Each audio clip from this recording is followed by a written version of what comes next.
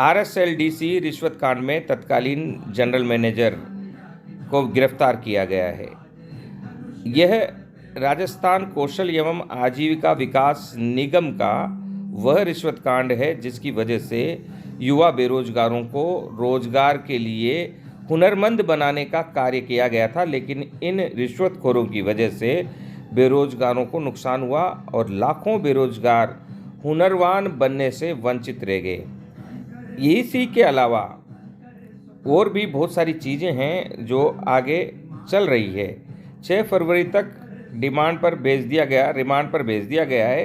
जांच अधिकारी एएसपी पुष्पेंद्र सिंह राठौड़ ने यह बताया है कि आरोपी जनरल मैनेजर रवि मीणा ने आरएसएलडीसी के तत्कालीन चेयरमैन नीरज के पवन के नाम से बीबीज कंपनी के प्रतिनिधि से 10 लाख और एक अन्य कंपनी के प्रतिनिधि मुकेश गुप्ता से 7 लाख रुपए लिए थे। यह एक आरोप है।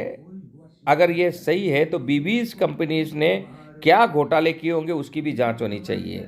और यही नहीं, जो अन्य कंपनी के प्रतिनिधि बताए जा रहे हैं मुकेश गुप्ता, जिनसे 7 लाख रुपए लिए थे, उसकी भी जांच होनी चाहिए। लेकिन कहीं न कहीं घूसकांड में पकड़े जाने के बाद बड़े अधिकारियों और अन्य लोगों को बचाने के लिए सभी मामलों पर पर्दा डाल दिया जाता है और भ्रष्टाचार की जड़ें अंदर ही रहती है और फिर उन जड़ों से भ्रष्टाचार की नई कपोलें उगती है। आरएसएलडीसी की रिश्वत कांड के मामले में इससे पहले ही गांधी टीवी हमेशा आगाह करता रहा है। जब कोचिंग नियामक आयोग की योजना बनाई जा रही थी तब भी हम इस पर चर्चा करते थे, कहते थे कि किस प्रकार मुख्यमंत्री अशोक गहलोत और प्रधानमंत्री नरेंद्र मोदी की बेरोजगार मुक्त भारत के मिशन को आरएसएलडीसी और अन्य क्योंकि केंद्र भी इस प्रकार की कोर्स करवाता है, केंद्र के भी स्किल डेवलपमेंट की योजनाएं हैं, उन योजनाओं को धता बताते हुए पूरा का पूरा जो उनका पैसा आता है सरकार का, उसे रिश्वत में खर्च कर दिया जाता है। इसमें आरएसएलडीसी के विभाग के कुछ अधिकारी भी शामिल हैं और बहुत गहरी तक इसकी जड़ें हैं। अब गांधी टीवी इसके पीछे लगेगा।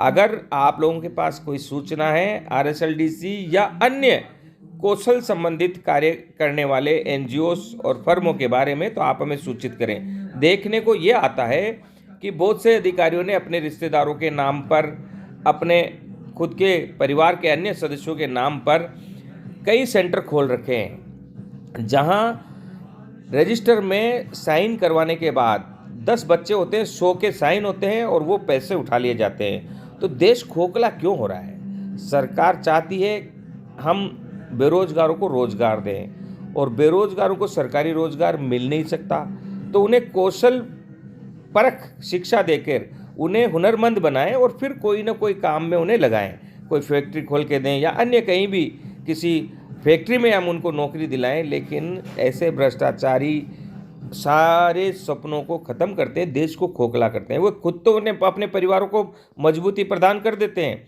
लेकिन देश खोखला हो रहा है। आइए मिलकर हाथ बढ़ाएं और मिलाएं हाथ और बनाएं एक सशक्त भारत, विश्वगुरु भारत। और विश्वगुरु भारत के लिए बेरोजगार मुक्त भारत होना जरूरी है। जय हिंद, वंदे मातरम, जय